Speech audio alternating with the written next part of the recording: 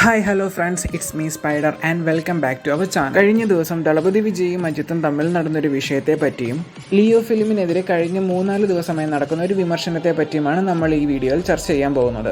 ദളപതിയുടെ എല്ലാ സിനിമകളിലും ഒരു വിമർശനം പതിവ് കാഴ്ചയാണ്. അതുകൊണ്ട് അധികം വൈകിപ്പിക്കാതെ നമുക്ക് വീഡിയോയിലേക്ക് പോകാം. നമുക്ക് ആദ്യം തന്നെ തലയ്ക്കും ദളപതിക്കും ഇടയിൽ നടന്ന വിഷയം എന്താണെന്ന് നോക്കാം. കഴിഞ്ഞ കുറച്ച് ആഴ്ചകളായി തന്നെ ചർച്ച ചെയ്തുകൊണ്ടിരിക്കുന്ന ഒരു വിഷയമാണ് അജിത്തിനൊരു നല്ല ഡയറക്ടറിനെ കിട്ടുന്നില്ല എന്നുള്ളത്. വാരിസുമായി നേരിട്ട ബോക്സ് ഓഫീസ് പരാജയത്തിന് ശേഷം വിഘ്നേഷ് ശിവനുമായിട്ട് ചെയ്യാനിരിക്കുന്ന അടുത്ത പടം വേണ്ടാന്ന് വെക്കുകയും ചെയ്തു. അജിത്തിന്റെ കഴിഞ്ഞ കുറച്ച് പടത്തിന്റെ ബോക്സ് ഓഫീസ് ഗ്രോസ് എടുത്ത് നോക്കിക്കഴിഞ്ഞാൽ തന്നെ ഈ ട്രാക്കിൽ പോയി കഴിഞ്ഞാൽ അജിത്തിന്റെ ഈ സ്റ്റാർഡം വൈകാതെ തന്നെ താഴേക്ക് വീഴും. അങ്ങനെയാണ് ഇനിയെങ്കിലും ഒരു നല്ല ഡയറക്ടറിനെ വെച്ചിട്ട് പടം ചെയ്യണമെന്നുള്ള ആഗ്രഹം അദ്ദേഹത്തിന് വരികയും അതിനായി അഡ്ലിയെ സമീപിച്ചു എന്നുള്ള വാർത്തയാണ് അവസാനം കേട്ടത്. പക്ഷെ അഡ്ലി ഒരു തീവ്ര ദളപതി ഫാൻ ആയതിനാൽ അജിത്തിന്റെ PR ടീം അത് വേണ്ട എന്ന് വെക്കുകയായിരുന്നു. എന്നാൽ ഇപ്പോൾ അജിത്തിനെ സമീപിച്ച ഡയറക്ടർ മകിഴ് തിരുമേനിയാണ്. പക്ഷേ മകിഴ് തിരുമേനി അജിത്തിൻ്റെ അടുത്ത് പറഞ്ഞ 3 സ്റ്റോറീസും മകിഴ് തിരുമേനി ഓൾറെഡി ദളപതി വിജയ് എടുത്ത് പറഞ്ഞിട്ടുള്ള സ്റ്റോറീസ് ആയിരുന്നു. ഒരു സൂപ്പർ സ്റ്റാർ ലെവലിലുള്ള സ്റ്റാറിന് മാത്രം ചെയ്യാൻ സാധിക്കുന്ന ഈ കഥയിലെ റോളുകൾ ദളപതിക്ക് ഓൾറെഡി ഇഷ്ടമായിരുന്നു എന്നാണ് അറിയാൻ സാധിച്ചത്. അന്നത്തെ പ്രമുഖ പത്രങ്ങൾ ഈ ഒരു വാർത്ത റിപ്പോർട്ട് ചെയ്തിട്ടുമുണ്ടായിരുന്നു. ദളപതിയുടെ അടുത്ത പടം മകിഴ് തിരുമേനിയാണ് ഡയറക്റ്റ് ചെയ്യാൻ പോകുന്നു എന്ന രീതിയിലായിരുന്നു വാർത്തകൾ വന്നിരുന്നത്.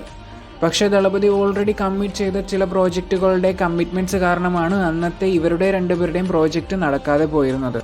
അതുകൊണ്ട് തന്നെ കഥകൾ അജിത്തിൻ്റെ അടുത്ത് പറയുന്നതിന് മുമ്പ് മകിഴ് തിരുമേനി ദളപതിയെ വിളിച്ച് ചോദിച്ചിട്ടുണ്ടായിരുന്നു, ഞാൻ ഈ കഥകൾ അജിത് സാറിൻ്റെ അടുത്ത് പറയാൻ പോവുകയാണ്, അങ്ങേക്ക് എന്തെങ്കിലും പ്രശ്നമുണ്ടോ എന്ന്.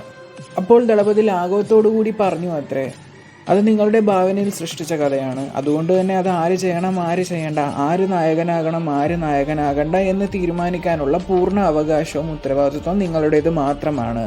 ഇപ്പോൾ മകിഴ് തിരുമേനി ഈ 3 കഥകളും തലയുമായി ഡിസ്കസ് ചെയ്ത് കഴിഞ്ഞു. 3 വേറെ ലെവൽ സ്റ്റോറീസ് ആണെന്നാണ് അറിയാൻ സാധിച്ചത്.